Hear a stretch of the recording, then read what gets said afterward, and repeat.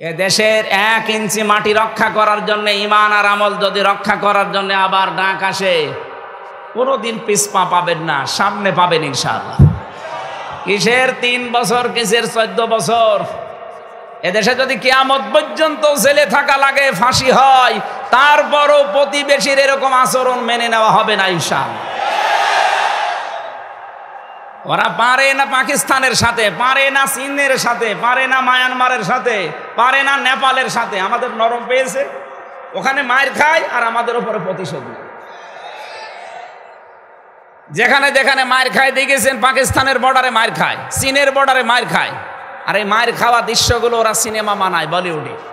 আল্লু অর্জুন, রামচরণ, প্রভাস, মনে করছেন হুজুর কিছু জানেন, সব খবর আমার কাছে আছে। এদেরকে দিয়ে সিনেমা বানিয়ে ওইটা হিট করায় সারা বিশ্বে, ওই টাকা দিয়ে মুসলমান ধ্বংস করার জন্য ব্যবহার। আমরা চাই ভারতের কোনো চ্যানেল যেন বাংলাদেশে আর না চলে। ওদের কোনো সিনেমা, নাটক, থিয়েটার আমাদের দরকার নেই। আমাদের সিনেমা তৈরি হবে ইরানের মতো, যেখানে শিক্ষা পাওয়া যায়। এই কথা বলেন না কেন? সিনেমা বানিয়েছে, মায়ের খেয়ে খেয়ে ওইটা দিয়ে সিনেমা বানায় আর আমাদের দেখায়, ওই টাকা নিয়ে আবার আমাদের ওপরে বর্ডারে ঝুলিয়ে রাখে ফেলানির লাশ। এক কথা বলেন না কেন? এই জন্য শেরে বাংলা একে ফজলুল হক এখন ঘরে ঘরে তৈরি হয়ে গেছে। মাওলানা ভাসানী এখন এদেশের ঘরে ঘরে আছে। অধ্যাপক গোলাম আজম, ভাষা সৈনিক, এদেশে এখন ঘরে ঘরে তৈরি হয়ে গেছে। সুতরাং উল্টা পাল্টা ভাবার আর সময় নেই। ওদের যদি এতই ক্ষমতা থাকতো তে পালাইতো না। আন্দাজে উস্কানিতে পা দিয়ে নিজের পেছনে লাল করবেন না। একবার একটু করেছিল, আর্মিতে এমন পিটানো পিটিয়েছে, ওই 3 দিনে শুনলাম গোপালগঞ্জ থেকে ঢাকা যদি কেউ বাসে আসে, দাঁড়িয়ে আসলে 1000, বসে আসলে 300। কারণ এখানে মাওলানা ভাসানীর জন্ম। এই কথা বলেন না কেন? উনি বলেছিল, যখন এই জাতি বুঝবে যে ভারত আমাদের শত্রু, তখন এই জাতি তোমরা বুঝবা যে আমরা একটা ঠিক পথে আছি। তারা বিচক্ষণ ছিল, আর আমরা এমন বিচক্ষণ যে স্বামী স্ত্রীর সম্পর্ক বানিয়ে দিয়েছেন। ভালো কথা, স্বামী স্ত্রীর সম্পর্ক আপনারা বানিয়েছেন, আমরা মেনে নিলাম। যান, স্বামীর কাছে স্ত্রী আছে, সাথে শালি গেছে। আমরা চাই এখন আপনি স্বামী আর স্ত্রী 2 জন মিলে পকেট মারবেন, শালি আর এই মেয়ে মিলে। বউ আর শালি মিলে স্বামীর পকেট মারলে কোনো অসুবিধা নেই, কারণ স্বামী যদি দিতে না চায় পকেট মারা যায়। 3 মাস গেছেন, পকেট মারেন। যত টাকা পয়সা পাঠাবেন আমাদের দেশে, আমাদের ঋণ মুক্ত হবে। জামাইয়ের কাছ থেকে যদি কিছু নাই পায়, ও সাঁতার জামাই দরকার কি? কথা বলে না কেন? এমনিতে তো কিছু দেয় না, তারপরে পকেট মারা টাকাগুলো দিলে অন্তত আমরা ঋণ মুক্ত হতাম।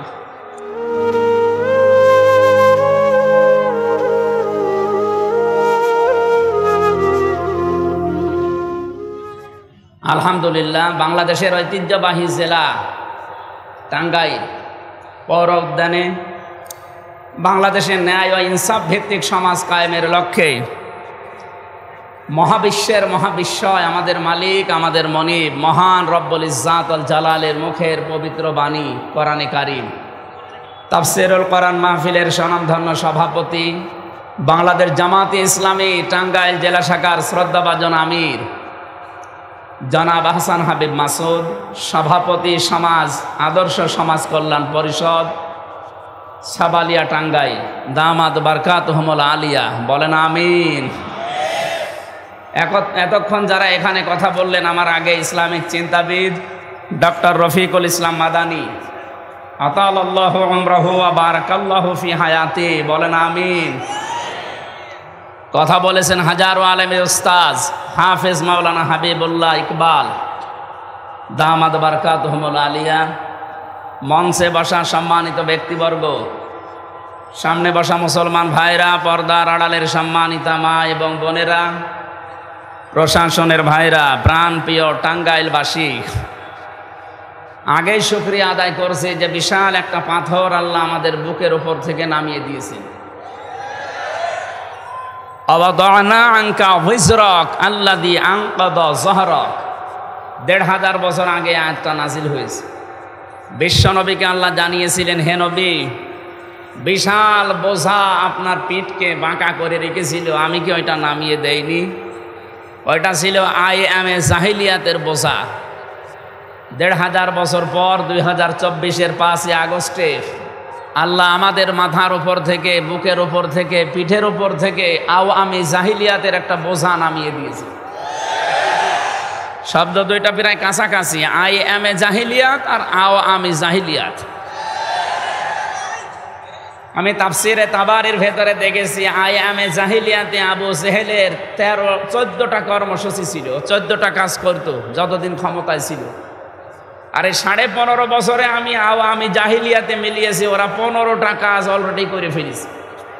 তার মানে ওই ১৫০০ বছর আগে যারা কাফের ছিল তাদের চাইতে এক কাঠি বেশি। কি কথা বোঝেন? বিশাল বোঝা আল্লাহ যে নামিয়ে দিলেন, শুধু নামিয়ে দিয়েই শেষ করে দেননি। আল্লাহ বলেন ফাতিলকা বুয়ুতুহুম খাওবিয়াতাম বিমা যালামু, এই সেই ঘরগুলো বাইতুন না দিয়ে বুয়ুত বহুবচন দিয়েছেন, হোম জমির দিয়েছেন।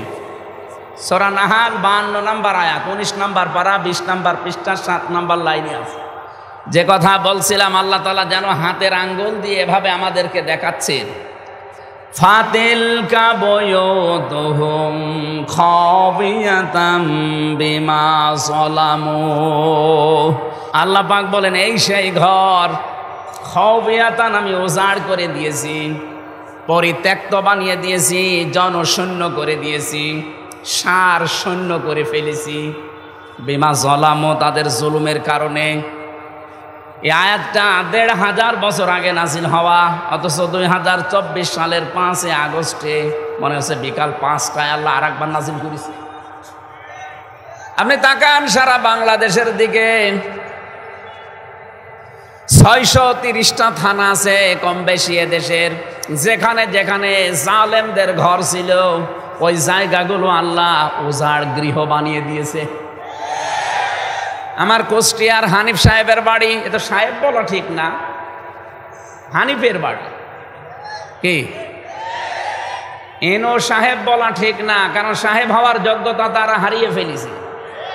ওরে ইনো বলা যায়, না হলে নুনু বলা যায়, কারণ এখন মানুষ আর ইনো বলে ডাকে না, বলে নুনু।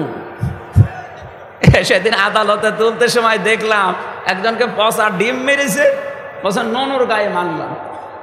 বলবে তো যে ইনুর গায়ে না, বলছে নুনুর গায়ে মারলাম। তার মানে নামও পাল্টিয়ে গেছে, এখন আর কেউ ইনো বলেও ডাকে না। সাহেব তো দূরের কথা, নাম পাল্টিয়ে দিয়েছে নুনু।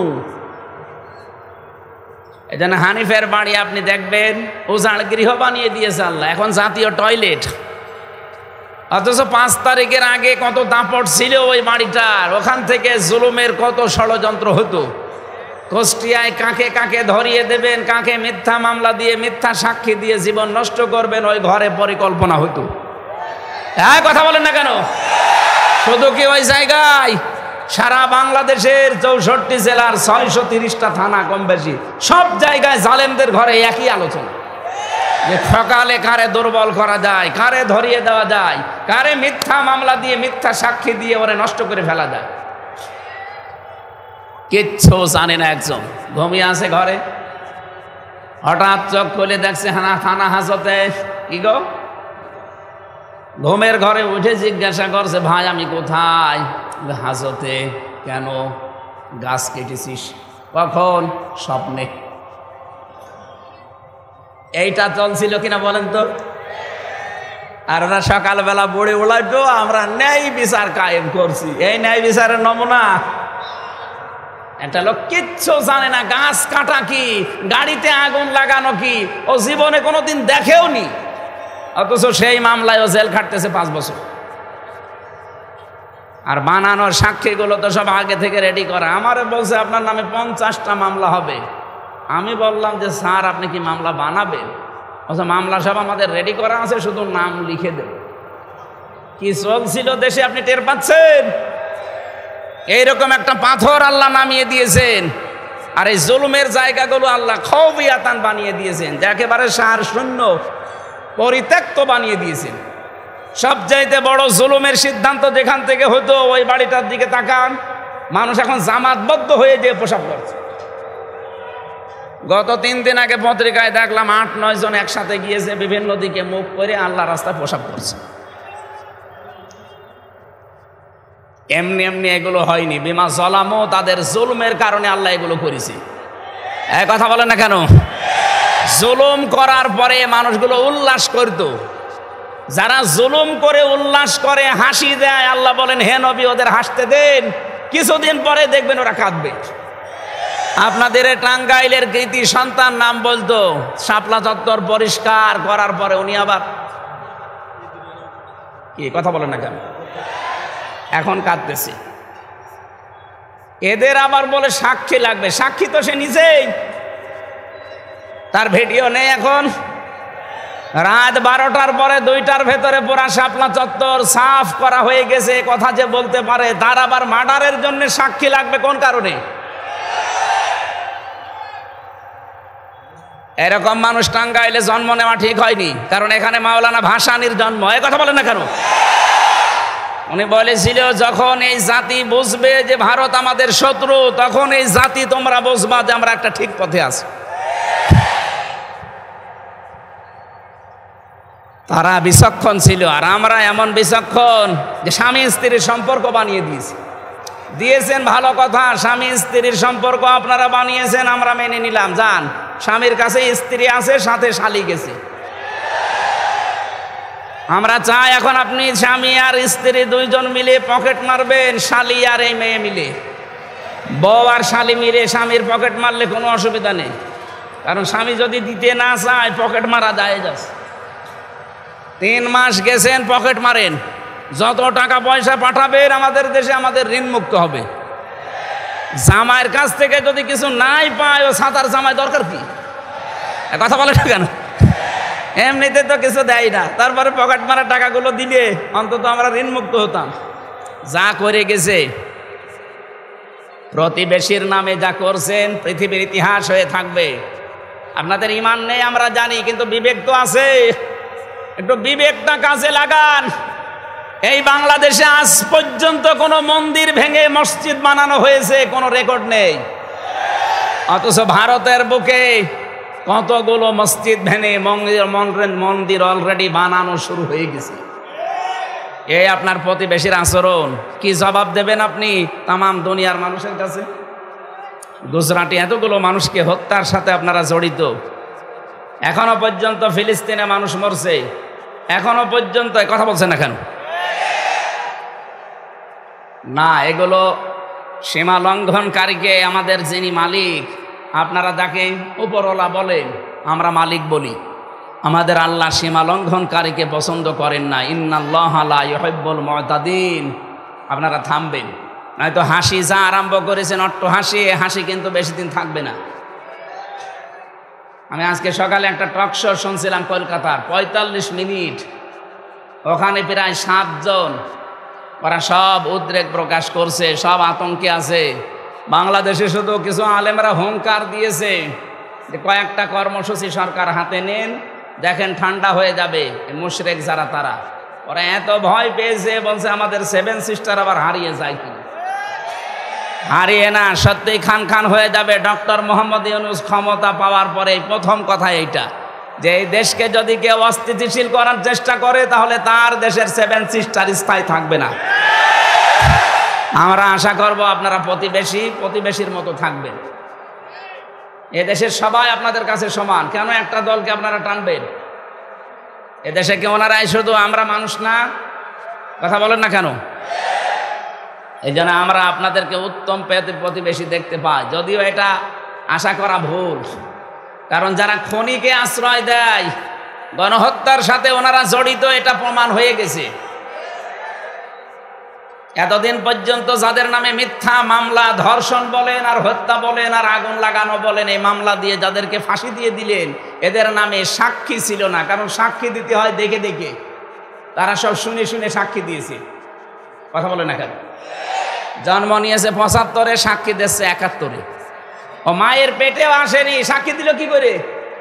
কিন্তু এখন যাদের নামে গণহত্যার মামলা, এ মানুষগুলোর কিন্তু সাক্ষী শোনা না, সব দেখা সাক্ষী, ভিডিও ফুটেজ আসে না। আমারে যদি মিথ্যা মামলা দিয়ে আপনি 3টা বছর জেল খাটাতে পারেন, 160টার উপরে অলরেডি মামলা হয়ে গেছে, 1.5 বছর করে এক একটা মামলায় যদি রায় হয়, কব্বরে চলে যাবে। সুতরাং ওখানে বসে বসে জেলা আমির যেটা বলছিলেন, এই ষড়যন্ত্র করবেন না। আর আমরা পাগল, ষড়যন্ত্রে পা দিতে চান কোন কারণে? ওদের ষড়যন্ত্র পা দেওয়া যাবে না। আমি এসপি সাহেবের কাছে আজকে কথা বললাম, উনি বলছিল মানুষকে জানাবেন এই দেশে বিভিন্ন ইস্যু তৈরি করে যারা বাইরের দেশ থেকে এদেশকে অশান্ত করার জন্যে উস্কানি দিচ্ছে, তাদের উস্কানিতে যেন কেউ এই ফেসবুকের ফাঁদে পা না দেয়। আমরা সব ঠিক আছি, কিছু মানুষ শৃঙ্খল আছে, সবাই তো এক না, এগুলো ঠান্ডা হয়ে যাবে ইনশাল্লাহ। ওরা মনে করছে আমরা দুর্বল হয়ে গেছি। আরে ভাই, যেদিন পড়েছি ইন্না সলাতি ওয়া নুসুকি ওয়া মাহইয়ায়া ওয়া মামাতি লিল্লাহি রাব্বিল আলামিন, সেদিনে জীবন আল্লাহকে দিয়ে দিয়েছি। আপনি তো আল্লাহকে জীবন দেননি, এজন্য আপনার ভয়। আমাদের কোনো ভয় নেই, অন্তত এদেশে যারা একামতে দিনের কর্মী। এদেশের কর্মী হতে হলে আগে এটা বলা লাগে যে ইন্না সলাতি ওয়া নুসুকি। নুসুক মানে শুধু কোরবানি না, নুসুক মানে জীবন পর্যন্ত। এখানে তিনটা অর্থ পাওয়া যায়। নুসুক মানে হজের ক্রিয়াকলাপ, নুসুক মানে ইবাদত বন্দেগী, নুসুক মানে ত্যাগ তিতিক্ষা। কোরবানি ইবাদত বন্দেগী আমরা যা করব সব আল্লাহকে অলরেডি দিয়ে দিয়েছি। সুতরাং এই জীবনটা এখন আমাদের কাছে আমানত। এখন বোনাস লাইফে আসি, কারণ 16 সালে হজ করার সময় দেখলাম আমাদেরকে যিনি দায়িত্বে আছে বলছিলেন নিজের পোশাক খুলে আপনারা সাদা পোশাক পরেছেন, এটা শুধু এহরামের কাপড় না, এটা কাফনের কাপড়। মারা যাওয়ার পরে মানুষকে কাফনের কাপড় পরানো হয়, আর আমরা নিজেরা জিন্দা অবস্থায় নিজেদেরকে কাফনের কাপড় পরিয়ে প্রস্তুত করে ফেলেছি যে আল্লাহ লাব্বাইক, আমি হাজির আছি। সুতরাং আমরা যারা সত্যি ইন্না সলাতি ওয়া নুসুকি পড়ে ফেলেছি, তাদের জীবন অলরেডি আল্লাহকে আমরা আমানত দিয়ে দিয়েছি। এ দেশের 1 ইঞ্চি মাটি রক্ষা করার জন্য, ঈমান আর আমল যদি রক্ষা করার জন্য আবার ডাক আসে, কোনোদিন পিছপা পাবেন না, সামনে পাবেন ইনশাআল্লাহ। কিসের 3 বছর, কিসের 14 বছর? এদেশে যদি কিয়ামত পর্যন্ত জেলে থাকা লাগে, ফাঁসি হয়, তারপরও প্রতিবেশীর এরকম আচরণ মেনে নেওয়া হবে না ইনশাআল্লাহ।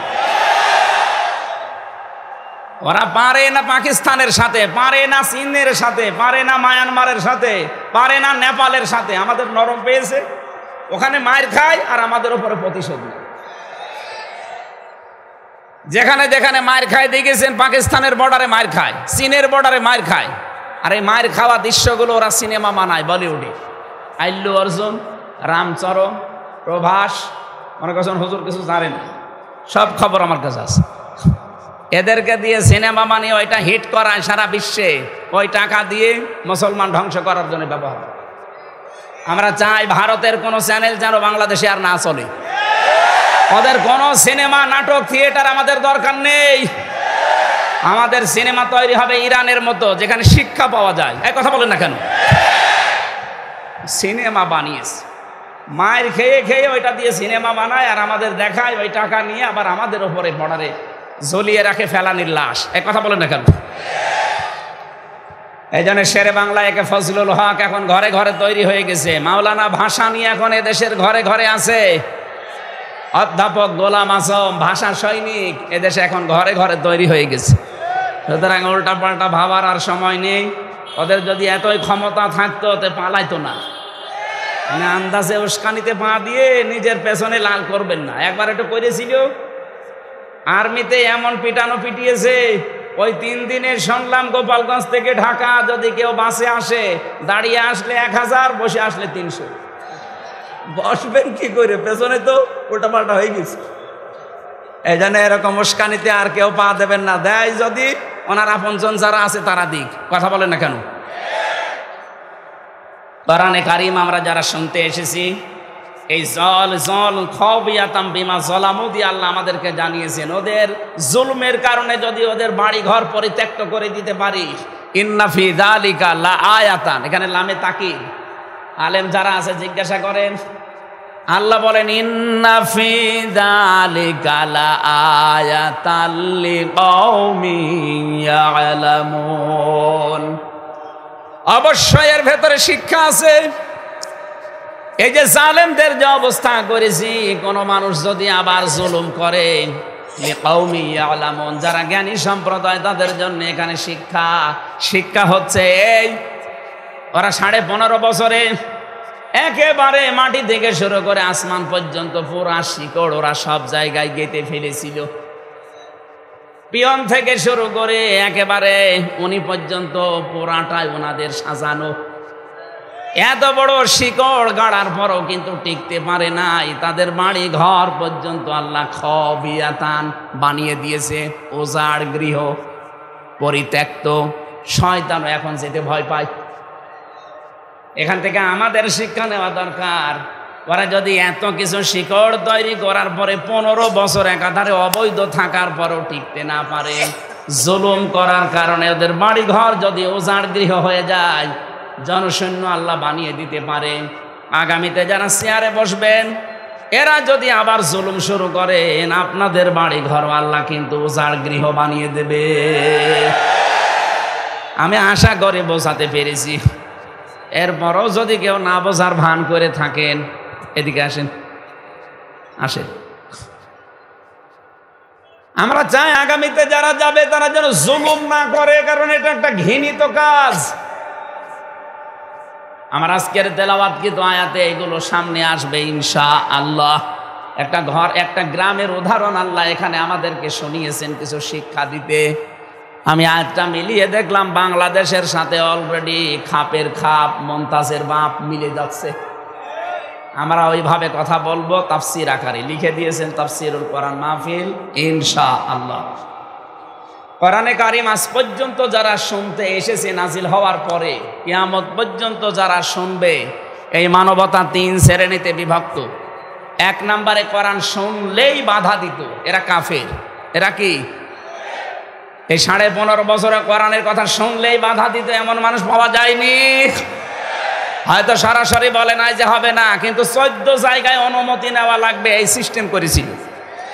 বিষয় একই, যাতে মাতাল হলো তাহলে ঠিক ছিল।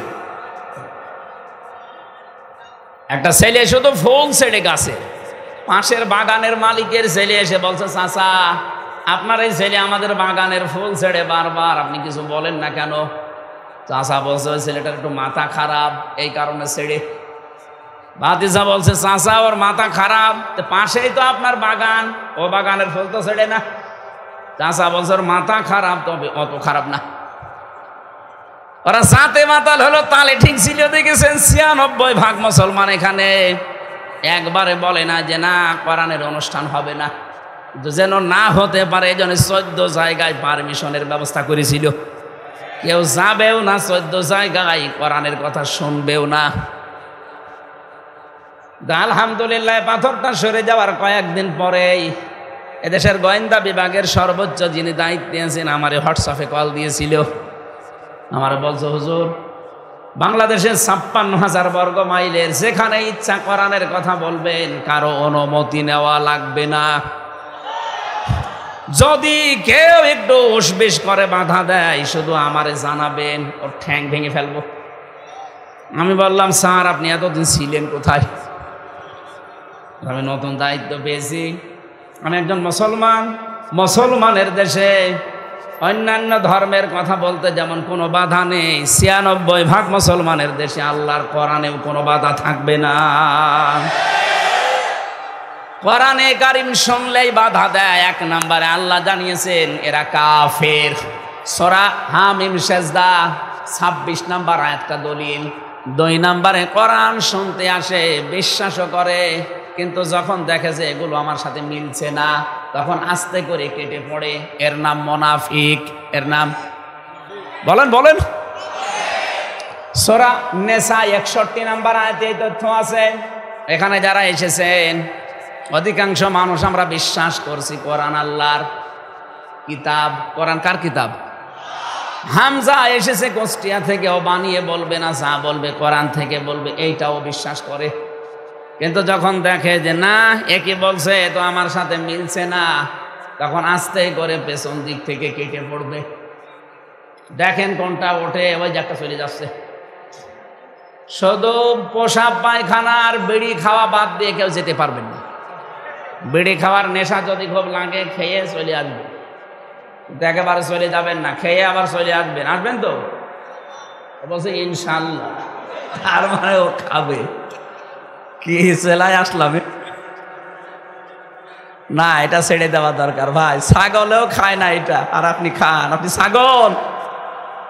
আশা করছি ছেড়ে দেবেন, ওই বদ অভ্যাস বাদ দেবেন।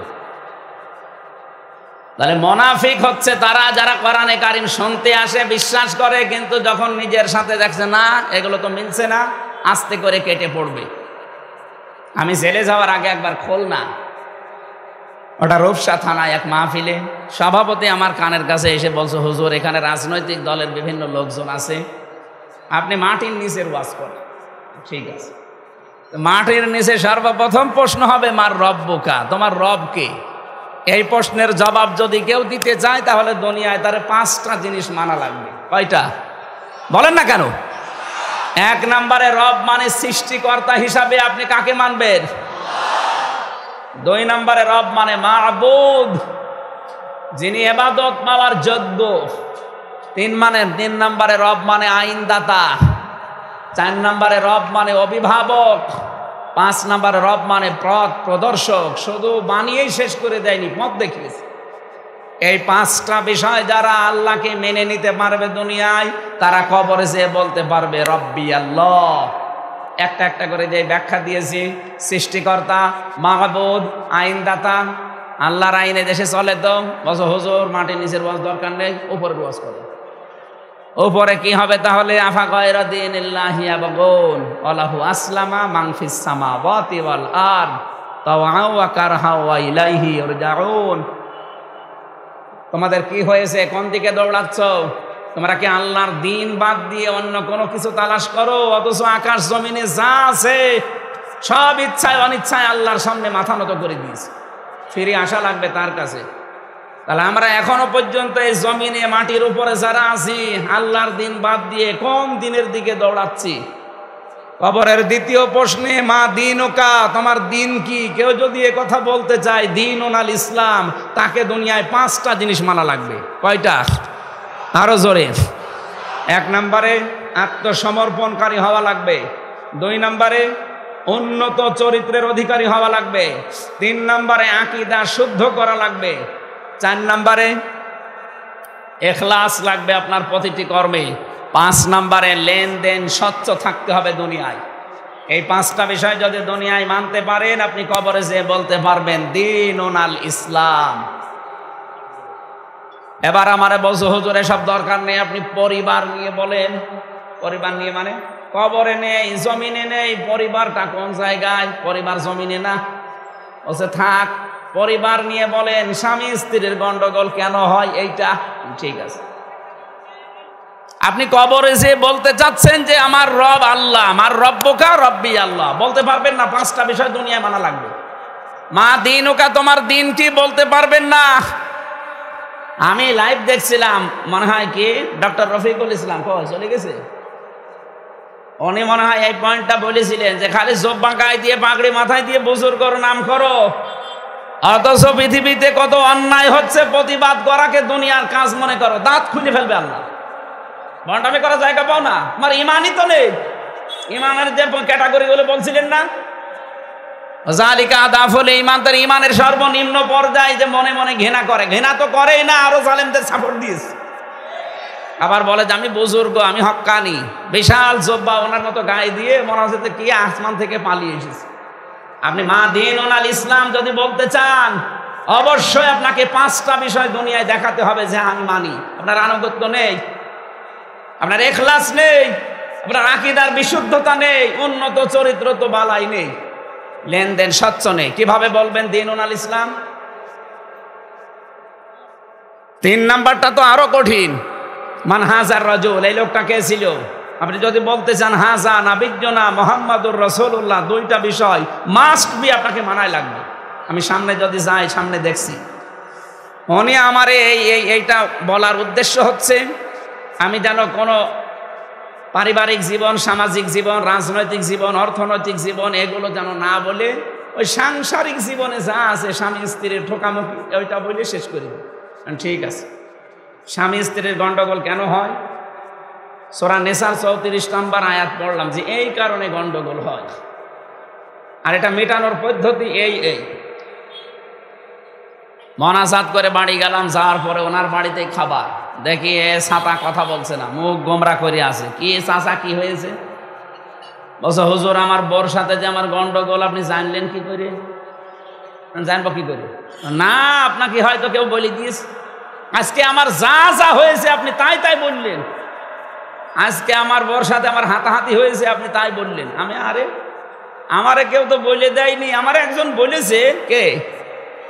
১৫০০ বছর আগে এই কোরআনে আল্লাহ জানিয়েছে যে স্ত্রীর সাথে কেন গন্ডগোল হয়। তা আপনি আমারে নিয়ে যেয়ে লাগাবেন কোথায়? যদি মুসলমানিতে লাগান আমি ওই জায়গায়ও বের করব যে মুসলমান কেমন করে হওয়া লাগে। এক কথা বলছেন না কেন? আমাদের জাতির পিতা ইব্রাহিম আলাইহিস সালাম উনি মুসলমান না হিন্দু? আমরা অনেকে মনে করি মুসলমান মানে কেটে ফেলা। না, জেলে যাওয়ার পরে এই যে পাশের জেলা আপনাদের গাজীপুর পাশে না, কাশিমপুরে ছিলাম আমি ৩ বছর।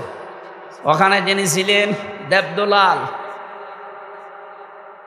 এই লোকটা যখনই জেলখানায় আসতো এই জেলার একেবারে সবাই চিল্লিয়ে বলতো ফুল হাতা আসতেছে। ফুল হাতা মানে মুসলমানই দেয়নি। আমরা যারা আছি আমরা কি হাফ হাতা, আমরা কি। আর উনি ওই দিন বুঝেছিলাম যে আল্লাহ হাফ হাতা কি আর ফুল হাতা কি। এই লোকটা ফুল হাতা হোক, আমরা মনে করছি আমরা হাফ হাতা হয়ে গেছি, আমরা মুসলমান। না, মুসলমান হওয়ার জন্য সর্বপ্রথম আপনাকে আত্মসমর্পণকারী হওয়া লাগবে। আমাদের জাতির পিতা যেটা করেছিলেন, ক্বালা আসলামতু লিরাব্বিল আলামিন। এই জন্য কোরআনে কারিম আমার ওই বিষয়, আমার একটা আলাদা বিষয় আছে, আমি এদিকে যাচ্ছি। কোরআন যারা শুনতে আসে বিশ্বাস করে, কিন্তু ওই সভাপতির মতো যেই দেখেছে না এটা তো আমার বিরুদ্ধে যাচ্ছে, তখন আস্তে করে কেটে পড়ে। এটা মুনাফিক। এটা কি? ৩ নম্বরে কোরআন শুনতে এসেছে এবং শুনতেছে এবং কিয়ামত পর্যন্ত শুনবে তারা আল্লাহর ভাষায় যারা মুমিন। কার ভাষায়? ইন্নামাল মুমিনুনা আল্লাযীনা ইযা যুকিরাল্লাহু ওয়াজিলাত কুলুবুহুম। আল্লাহর ভাষায় তো তারাই মুমিন যে মানুষগুলো আল্লাহর নাম উচ্চারণ হলেই কেঁপে ওঠে তাদের অন্তর। ওয়া ইযা তুলিয়াত আলাইহিম আয়াতুহু যাদাতহুম ঈমানা। তাদের সামনে আল্লাহর নাম উচ্চারণ হলে, আল্লাহর কোরআনে কারিম তেলাওয়াত করলে, তাদেরকে কোরআন বোঝালে তাদের ঈমান যা আছে আরো বেড়ে যায়। এ কোরআন নবীজি আবু বকরের সামনে পড়েছিলেন, এ কোরআন নবীজি আবু জেহেলের সামনেও পড়েছিলেন। একজনের কোরআন শোনার পরে ঈমান বেড়ে গেছে, আর একজন কোরআন শোনার পরে শয়তানি বেড়ে গেছে। এখানে আবু বকরের মন নিয়ে যদি বসতে পারেন আপনার ঈমান মাস্ট বি যাদাতুহুম ঈমানা, আপনার ঈমান বাড়বেই। আর ঈমান যাদের বাড়ে তাদের কিছু চিহ্ন পাওয়া যায়, আলামত পাওয়া যায়। কি সেটা? এবার শোনেন। ওয়াইদা সামিউ মা উনজিলা ইলার রাসূলি তারা আ'য়ুনাহুম তাফিদু মিনাদ দামি মিম্মা আরাফু মিনাল হক। সূরা মায়েদার ৮৩ নম্বর আয়াতে আল্লাহ জানিয়েছেন, হে নবী, যখন আপনি তাদের সামনে কোরআনে কারিম শোনাবেন, যদি ওরা উপলব্ধি করতে পারে, বুঝতে পারে, দেখবেন মনের অজান্তেই কখন ওদের চোখ দিয়ে পানি পড়ছে। কোরআনের আলোচনায় সবার চোখে পানি আসবে না, ডিস্টার্ব যারা করছে ওদের গুনাহ হবে হোক। কিন্তু কোরআন শোনার পরে যদি আপনার যোগ্যতা থাকে বোঝার মতো, উপলব্ধি করার মতো, আপনি দেখবেন কখন আপনি কাঁদতেছেন টেরও পাননি, এমনি আপনার চোখ দিয়ে পানি গড়িয়ে পড়বে। রব্বুল আলামিন বলেন, ঈমান যদি আবু বকরের মতো মন নিয়ে শোনো তোমার ঈমান বেড়ে যাবে, আর আবু জেহেলের মতো মন নিয়ে যদি শোনো তোমার শয়তানি বাড়বে। ওয়াইদা তুতলা আলাইহিম আয়াতুনা বাজ্জিনাতিন তা'রিফু ফি ওয়ুজুহিল্লাযীনা কাফারুল মুনকার। সূরা হজের ভেতরে আল্লাহ জানিয়েছেন, হে নবী, যখন এগুলো তেলাওয়াত করে স্পষ্ট দলিল প্রমাণ দিয়ে বোঝাবেন, দেখবেন কাফেরেরা বোঝে তো না, আপনার দিকে তেড়িয়ে তেড়িয়ে মারতে আসবে। এতদিন যেটা হয়েছিল, মাইক পর্যন্ত আলেমদের কাছ থেকে কেড়ে নিয়েছে। কথা বলছেন না কেন? বহুবার এই টাঙ্গাইল সেই কুষ্টিয়া থেকে আসার চেষ্টা চালিয়েছি, আমারে আসতে দেয়নি। ওই ব্রিজ থেকে ঘুরিয়ে দিয়েছে, এলাঙ্গা থেকে ঘুরিয়ে দিয়েছে। কি দোষ? কোনো দোষ নেই, এমনি। কি কারণ? কোনো কারণ নেই, এমনি। ১৫০০ বছর আগে সূরা কলমের তাফসীর পড়তে গিয়ে বেশি ওই জামানায় নবীজির দাওয়াতে বাধা দিয়েছিল, নবীজিকে পাগল বলেছিল। 3টা কারণ পেয়েছি। প্রথম নাম্বার কারণ, নবীজিকে ওরা বাধা দিয়েছে, পাগল বলেছে, এমনি। কি কারণ? আরো জোরে বলেন। 15.5 বছরে আমাদেরও কোরআনে বাধা দিয়েছে, আমাদেরকে উল্টা পাল্টা নাম দিয়ে ডেকেছে। কি কারণ? এমনি। বলেন, আরো জোরে বলেন। ওরা যেমন এমনি ছিল, 15.5 বছরে কোনো ভোট হয়নি, এমনি ছিল। কিভাবে ছিল? আরে ভাই, আমি নিজে তো প্রমাণ। আমার চাচা চেয়ারম্যান 3 বারের, আমার দাদা ছিল এর আগে, শুধু মার কাটা নিয়ে এসেছে, ঘুমিয়ে আছে, সকালে দেখছে এমনি। সকালে কি? এমনি। এ দেশটা এমনি বানিয়ে ফেলেছিল। আমি যেটা বোঝাতে চাই এখান থেকে, আবু বকরের মন নিয়ে শোনেন, আপনি মাস্ট বি, আপনি কিছু নিয়ে যেতে পারবেন। আবু সেহেলের মতো মন নিলে হামজা না, নবীজি এসে ওয়াজ করলো, আপনার কাজ হবে না, শয়তানি বাড়তে থাকবে। 3 নম্বরে গুণ তাদের, ওয়ালা রাব্বিহিম ইয়াতাওয়াক্কালুন। কোরআন শোনার পরে এই মানুষগুলোর বিশ্বাস, এদের তবকা এত বেড়ে যায়, আল্লাহর প্রতি তারা ভরসাকারী হয়ে এখান থেকে যায়। এ তাফসীর মাহফিলের আয়োজন এই কারণে। আমরা আজকে আমাদের ভরসাটা আল্লাহর উপরে এত দৃঢ় করতে চাই, প্রতিবেশী রাষ্ট্র, দাদা বাবুরা না, তামাম দুনিয়ায় এক হয়ে গেলেও আমাদের ইমানের সামনে ধোলার মতো উড়ে যাবে। আমার ভাইরা, আমরা কোরআনে কারিমের 3 নাম্বার যে পয়েন্টটা, শুধুমাত্র 2টা লাইন বলছে। কবরে যে কেউ যদি বলতে চান মান হাজার রাজুল, এই লোকটাকে আপনি যদি বলেন যে হাজা নাবিয়ুনা মুহাম্মাদুর রাসূলুল্লাহ সাল্লাল্লাহু আলাইহি ওয়াসাল্লাম, 2টা কাজ মাস্ট বি দুনিয়ায় আপনাকে দেখাতে হবে। আপনি এই কোরআনে কারিম পড়তে হলে যে কায়দা পড়েন, আলিফ বা তা সা থেকে ইয়া পর্যন্ত 29টা অক্ষরে, প্রতিটি অক্ষরে আমাদের ওই নবীর পরিচিতি আল্লাহ দিয়ে দিয়েছেন। আলিফ দিয়ে আহমাদ, বা দিয়ে বাশির, তা দিয়ে মুত্তাকি, সা দিয়ে মুদ্দাসির, জিম দিয়ে জামিল, হা দিয়ে হামিম, খ দিয়ে খাতামান নবিয়্যিন। টান দিতে দিতে আপনি একেবারে শেষে যাবেন, ইয়া ইয়াসিন। ইয়া হরফে নেদা, সিন মানে সাজ্জেদ। তাফসিরে কাবীরের ভেতরে সিন শব্দের 5টা অর্থ আল্লামা ফখরুদ্দীন রাজি রহমাতুল্লাহ আলাইহি দিয়েছেন। আল্লাহ পাক নিজে ঘোষণা দিচ্ছেন, ইয়াসিন, হে নেতা।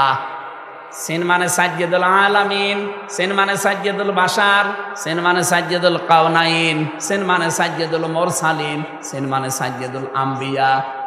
এর এক একটা অক্ষরের ভেতরে হাজার হাজার কথা আছে। যত গবেষণা করবেন তত নতুন জিনিস পাবেন। আমার আলোচনার বিষয় একটা, এই জন্য আমি শুধু ইঙ্গিত দিলাম।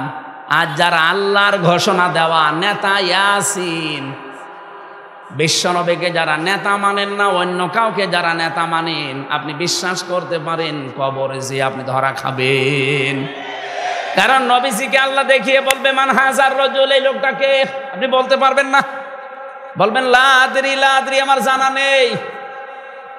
যদি আপনি দুনিয়াতে বিশ্ব নবীর আদর্শে যারা চলে তাদেরকে নেতা মেনে চলতে পারেন, তাদের আদর্শ মতো চলতে পারেন, আপনি কবরে গিয়ে বলতে পারবেন হাজা নাবিয়ুনা মুহাম্মাদুর রাসূলুল্লাহ। আমরা তো এইটাই চাই, আপনি যেন ধরা না খান কবরে। কথা বলেন না কেন? আল্লাহ আমাদেরকে যেন বাঁচিয়ে দেন, দয়া করে বলেন আমিন। সূরা নাহাল আয়াতের তাফসীর করতে হলে 8-9টা বিষয় সামনে থেকে বলা লাগে। এর নামকরণ কি, এর ঐতিহাসিক প্রেক্ষাপট কি, এর বাংলা মাতৃভাষায় অর্থ কি হবে, এগুলো সব আলাদা আলাদা করে বলা লাগে। এর আগের আয়াত পরের আয়াতের সাথে সম্পর্ক কি, এগুলো তাফসিরের মূলনীতি, উসুলে তাফসির। আমার যেহেতু এখন এসার পরে আবার সেই মধুপুরে যে ওঠা লাগবে, এই জন্য আমি খুব তাড়াতাড়ি করছি। সব বাদ দিয়ে আয়াতের ভেতরে প্রবেশ করলাম। আল্লাহ আমাদেরকে এবার একটা উদাহরণ দিচ্ছেন, উপমা, দৃষ্টান্ত।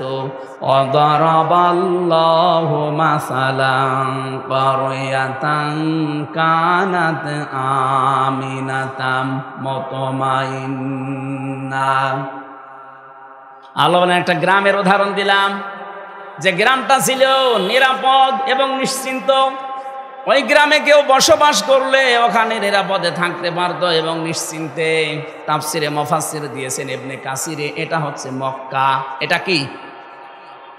আমি কেন বলছি বারবার এই কথাগুলো? এখান থেকে কিছু শিক্ষা নিয়ে আসবে। এবার আপনি 47-এর আগে দেশটার দিকে তাকান। যাই ছিলাম, আমি ইতিহাস পড়ে যা দেখেছি, আমরাও নিরাপদেই ছিলাম। কথা বলেন না কেন? এই দাদাদের চক্রান্তে ওই সময়ে দেশটা, ওনাদের থেকে পাকিস্তান আর আমরা দুইটা ভাগ হয়ে গেলাম। এরপরে দেখেন এই যে 71 সালে ষড়যন্ত্র করে আমরা যেন দুর্বল হয়ে থাকি, এই কারণে পাকিস্তান থেকে আমাদেরকে ওরা আলাদা করে দিয়েছে। ওনারা পাকিস্তান থেকে আমাদেরকে আলাদা করে দিয়েছে, এই জন্য নাকি সারা জীবনের ওনারা আমাদের বন্ধু। ওনারা কি বলেন না কেন?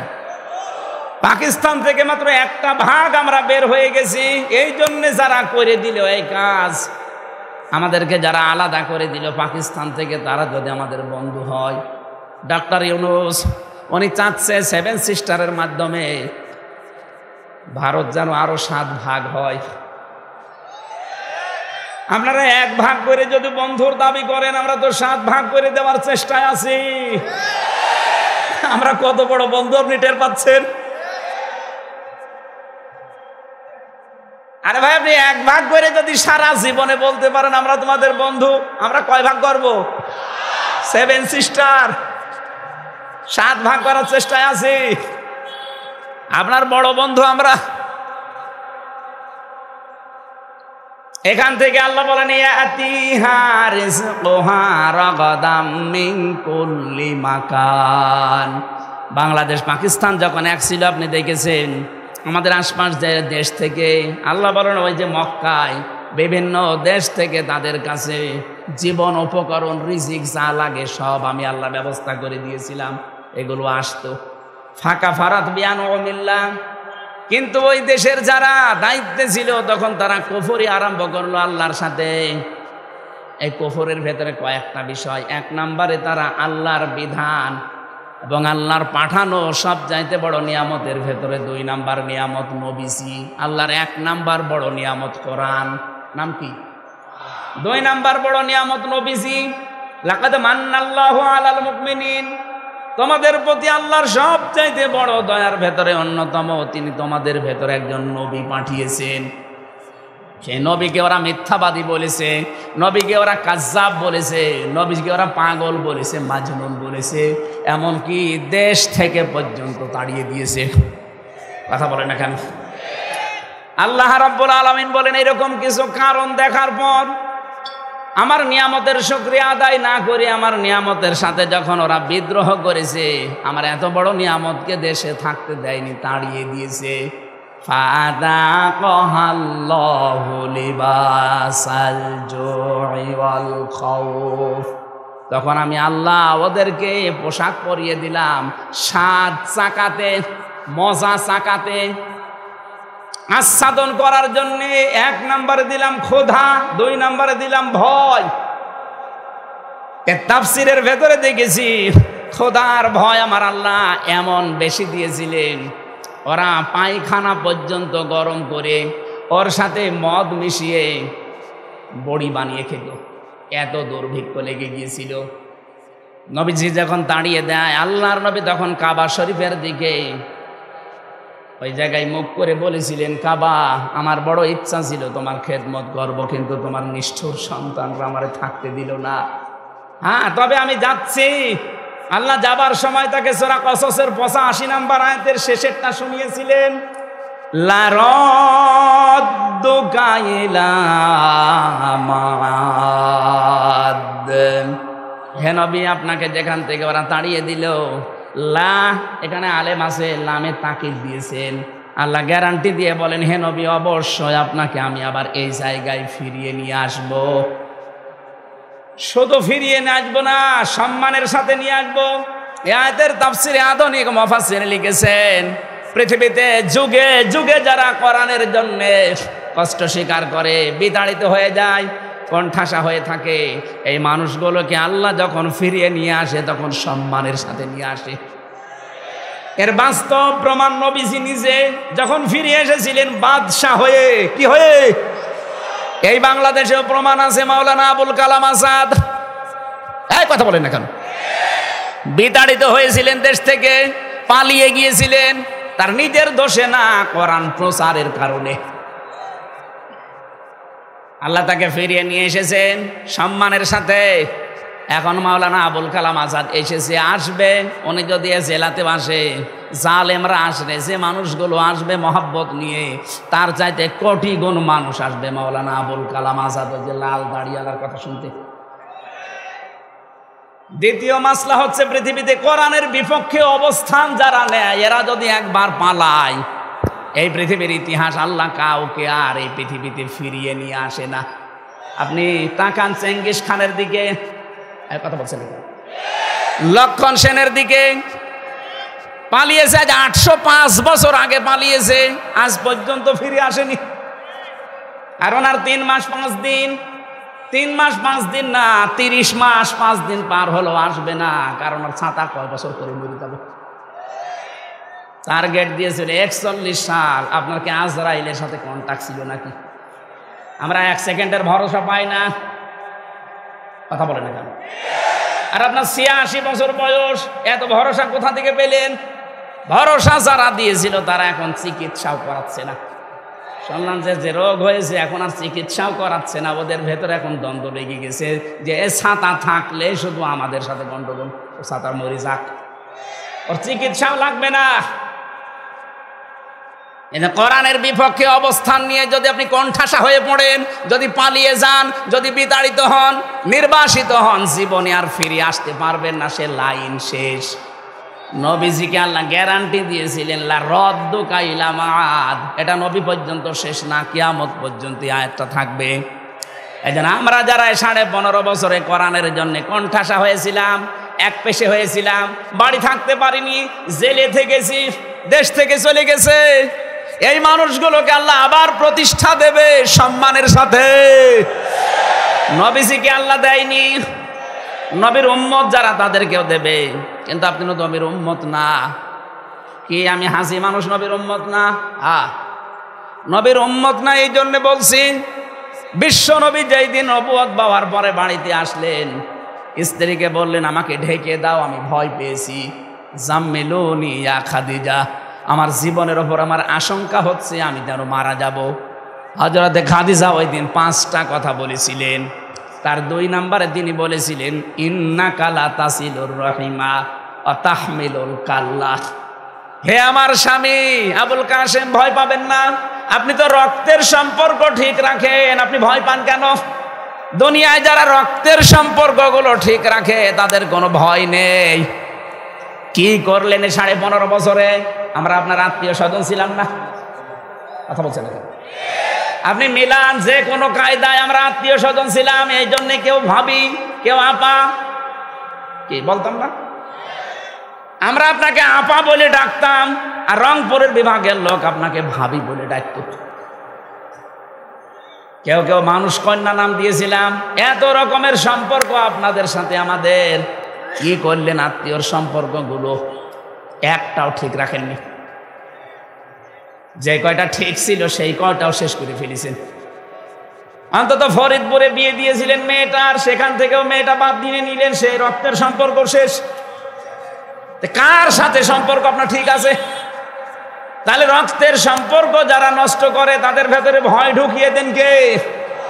বলেন। এত ভয় পেয়েছে দুপুরে খাবার খাবে সে সময় পায়নি। দ্বিতীয় শব্দটা কি বলেছিলেন? তাহমিলুল কাল্লা। আপনি ভয় পান কেন? আপনি তো মানুষের বোঝা বহন করেন। তাহলে দুনিয়াতে কেউ দুঃখের বোঝা, কষ্টের বোঝা, ঋণের বোঝা বহন করেন, এই জন্য আপনার ভয় নেই। আজ বাস্তবতা এইটা। আপনি পালিয়ে গেলেন, এত বোঝা আমাদের দিয়ে গেলেন কোন কারণে?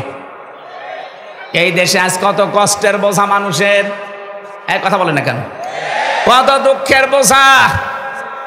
এই যে 2780 জন মানুষ এখন হাসপাতালের বেডে কাতরাচ্ছে, এই বৈষম্য বিরোধী ছাত্র আন্দোলন করতে গিয়ে 2780 জন, কেউ হাত হারিয়েছে, কেউ পা হারিয়েছে, কেউ চোখ হারিয়েছে, কেউ অন্ডকোষ হারিয়েছে।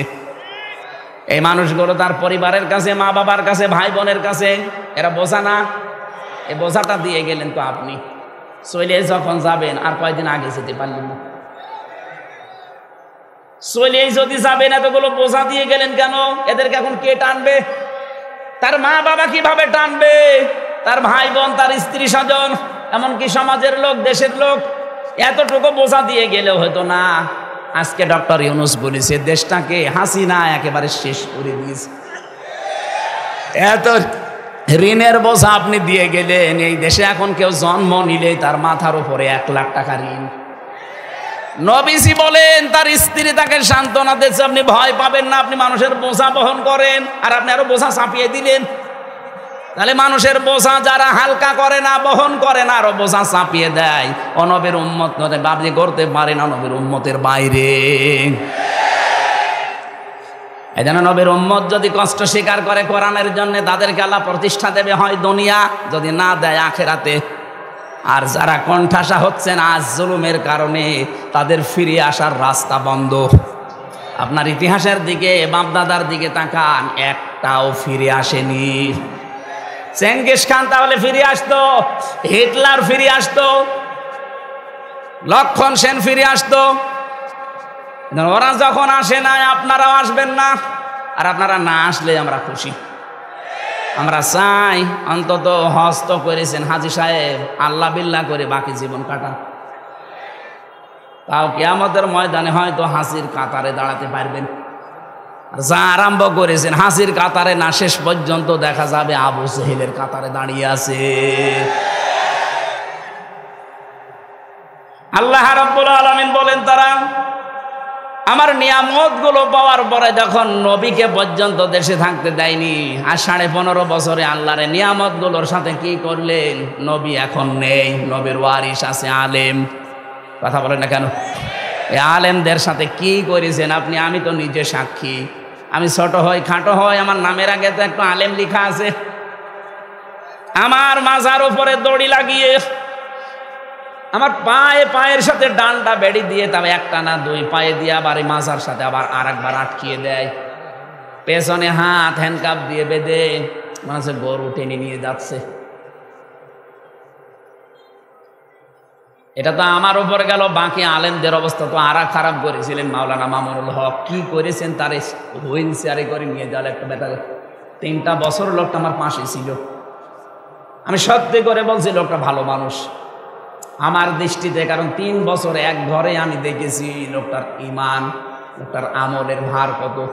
আমি একটা যুবক মানুষ, আমিও তো হাফেজ। 1-1.5 পারা পড়লে আমার পায়ে ব্যথা করে, অথচ ওনার বয়স 50, আমার বয়স 33।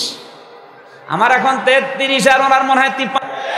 এই জন্য আমি চেষ্টা চালাচ্ছে, কিছু কিছু ফেউ লেগে আছে পেছনে, যারা এতদিন মুনাফিকি করেছে, যারা কওমি জননী নাম দিয়েছে, তাদের কারণে পেরিয়ে দিচ্ছে না।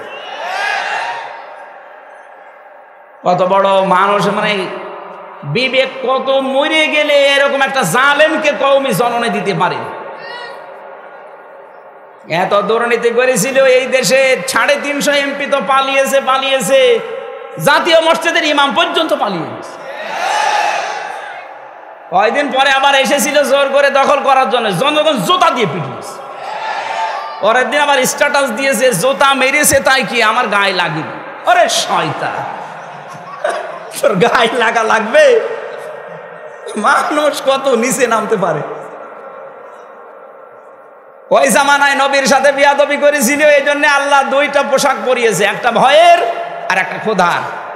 এই জামানায় যারা আল্লাহর নবীর ওয়ারিসদের সাথে খারাপ ব্যবহার করলেন, মাওলানা জসিমউদ্দিন রহমানী সাহেবকে জঙ্গি মামলা দিয়ে 10-11 বছর 12 বছর পর্যন্ত বিনা কারণে আপনি আটকিয়ে রাখলেন। এই লোকটাকে এত কষ্ট দিয়েছে, আমি অনেক 20 দিন দেখা করেছি তার সাথে। এত কষ্ট দিয়েছে, এক ব্লকে 24 ঘন্টা 5 বছর কারোর সাথে কথা বলতে দেয়। আন্দাজে এক তকমা পেয়েছে জঙ্গি। জঙ্গি কিসের জঙ্গি? সবচাইতে বড় জঙ্গি তো তারা যারা মানুষ হত্যার সাথে জড়িত। এই গণহত্যা এখন প্রমাণ হচ্ছে সবচাইতে বড় জঙ্গি তারা, এর সাথে যারা জড়িত ছিল। এটা বিশ্বে প্রচার করা দরকার যে এরা আসল জঙ্গি। এরা এতদিন এইটা কাজে লাগিয়ে দেশের হাজারো মানুষকে গুম করেছে, খুন করেছে, আয়না ঘরে রেখেছে। আয়না ঘরে আমারও প্রথমে নিয়ে গিয়েছিল 10 দিন। আমি দেখেছি ওখানে মানুষ কত কষ্ট করে। কারো কারো আওয়াজ শুনতাম, কেউ 8 বছর, কেউ 10 বছর, কেউ 14 বছর পড়ে আছে, দুনিয়ায় কেউ জানে না। এত বড় বড় নখ হয়ে গেছে, এত বড় বড় নখ, চুল দাড়ি গোপ মনে হচ্ছে জঙ্গল থেকে বেরিয়ে আসতেছে। এত বড় বড় নখ দিয়ে এই দেওয়ালের সাথে খুশিয়ে খুশিয়ে লিখে রাখতো ভাঙা ভাঙা অক্ষরে যে ভাই যদি বাইরে কেউ যেতে পারেন এই নাম্বারে একটু জানাবেন যে আমি বেশি আছি। 1.5 মিনিট 2 মিনিট সময় দেয় টয়লেট করার জন্য, 1.5 মিনিট। পচা ছোলা দিয়ে যেত কয়েকটা সকালবেলা, আর দুপুর বেলা 1 মুঠ ভাত দিত, মনে হচ্ছে কেউ মাখিয়ে দিয়েছে। এত বড় জুলুম করে এখন আবার ওখান থেকে বসে বসে মোবাইলে কথা বলে যে আমি কি করেছি যে আমার পালিয়ে চলে আসা লাগলো। কি করেছেন আপনি বোঝেন না? হ্যাঁ, আপনি আর কি করবেন? আপনি যা করেছেন যদি 100 বার ফাঁসি দেওয়া হয় তাও 10 বার বাকি থাকবে। কি করেছে? কে করেছেন এটার সাক্ষী তো আমি নিজে। এটার সাক্ষী মাওলানা মামুনুল হক, এটার সাক্ষী ছিল আর একজন আল্লামা দেলাওয়ার হোসেন সাঈদী, তাকে তো মেরেই ফেলল। লোকটার কত আশা ছিল, কত আশা ছিল। আমার সাথে দেখা হয়েছিল ভেতরে একদিন। কত আশা ছিল লোকটার যে বের হবে কোরআনের ময়দানে আবার কথা বলবে, মিথ্যা কথা বলে তার বের করে নিয়ে ইনজেকশন দিয়ে মেরে ফেলল। আপনি খনি যে কয়জন ছিল দায়িত্বে ওদেরকে যদি ওই ডিম দেওয়া যায় ঠিক বলে ফেলবে। ডিম দেওয়াও লাগবে না। আমার মাঝে মাঝে ডিম নিয়ে এসে বলতো হুজুর এই যে এইটা কি, আবার ওই যে বড় বড় অস্ত্র নিয়ে এসে বলছে এইটা দিয়ে আমরা নখ তুলি রিমান্ডে থাকাকালে। ওদেরকে এগুলো একটু দেখানোর দরকার যে বল কেন ইনজেকশন দিলি, কার হুকুমে দিলি, আমার মনে হয় সব বলে ফেলবে। আর এখন আবার মিথ্যা কথা, এই জালেমদের পক্ষে এখনো সাফাই গায় অনেকে যে কি করেছে ওনার পালিয়ে চলে যাওয়া লাগলো। কি করেছে আপনি টের পাচ্ছেন না? আপনার বাপ যদি 14 বছর থাকতো আপনি টের পেতেন। 900-র উপরে বেডিয়ার এখনো পর্যন্ত জেল খাটতেছে বিনা কারণে, কিচ্ছু জানে না। যারা মাস্টার মাইন্ড তারা তো ঠিক পালিয়ে গেছে, অথচ 900-র উপরে মানুষ। আমার সাথে দেখা হয়েছিল পঞ্চগড়ের এক মুরব্বী, এই জেলে আছে এখন। তাহাজ্জুদ পড়তে ওঠার সময় দেখতাম একটা দীর্ঘ শ্বাস দিত। আর 1 মাস পরে লোকটা রিটায়ার্ড হয়ে যাবে, সারা জীবন দেশের জন্য সব দিয়ে গেল, অথচ 14 বছর জেলে আছে। রাতের বেলা তাহাজ্জুদের সময় দেখতাম একটা আওয়াজ দিত, আমার মনে হয় এটা আরো সে ধাক্কা খেয়েছে। জালেম এমনি পড়েছে, কত মানুষের বরদোয়া লিখে আছে আপনি জানেন? আমার ছোট মেয়েটার পর্যন্ত বরদোয়া লিখে আছে। পিজন ভ্যানের সাথে ও ঝুলেছিল, আমরা ওইটা দেখেননি? শয়তান পর্যন্ত মন হয় কেঁদে ফেলিস। আর ওই শয়তানদের মন নরমই হয় না। মামলা দিয়েছে, জামিন পাওয়া আমার যদি অধিকার থাকে, অধিকার আছে না, আমার জামিন হবে না। লাল কালি দিয়ে রেখেছে মাওলানা মামুনুল হক, আমির হামজা, এদের হবে না, কিয়ামত হয়ে গেলেও হবে না। এত বড় বড় জুলুম করেছে আর এখনো জালেমদের পক্ষে সাফাই গান। আপনি মানুষ, আপনি জানোয়ার। ওরা নবীদের বিরুদ্ধে অবস্থান নিয়ে ওদেরকে আল্লাহ পোশাক পরিয়েছিলেন, খোদার পোশাক, ভয়ের পোশাক। আল্লাহ এই জামানায় নবীর ওয়ারিসদেরকে অত্যাচার করার কারণে খোদার পোশাক আর ভয়ের পোশাক, বারবার দুর্ভিক্ষের ভয় দেখাচ্ছে। বিমা কানু ইয়াসনাউন, কারণ তারা যে কাজ করেছিল এই কাজের জন্য আল্লাহ শাস্তি দিয়েছে। এখানে প্রায় 7টা পয়েন্ট ছিল, আমি এখন আর বলতে পারছি না। 45 বাজে, ওখানে যে 7টায় ওঠা লাগবে, প্রায় 40-45 কিলো পথ। আগামীতে আসলে কথা বলবেন ইনশাআল্লাহ।